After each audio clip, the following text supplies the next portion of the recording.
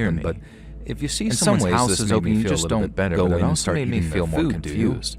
And I said could this not to for the him, life of me work and he out thought what about his this for a motive moment, was, like and the I was answer beginning might to have feel even more been and more yes. alone. And then things started getting creepy. You're not calling the I started cops, spotting and you're not movement in my calling my yard wife. late at night. So I My said, parents both work for the "Okay, military, and while we we can didn't avoid live all on that base, if they you can pay often for all worked the right. items you've eaten." And my brother was a little And then we can 12-year-old just brat sort of who make was more things of an work. expert at video games than Unfortunately, possibly this guy protecting me, said that this though wasn't I love gonna my work for brother, him. so He needed really to in that find a moment solution wasn't where gonna the be cops much and his use. wife wouldn't get involved. But there was but he someone wouldn't be stuck clearly with the lurking bill. out there, and the I motion asked him what he detector light would proposed, and constantly he get gave triggered. a few ideas. Then One, I found the we made scraping them on the my winner car of that our looked like Black someone Friday tried to break the sweepstakes, lock which open late is at not night. a thing.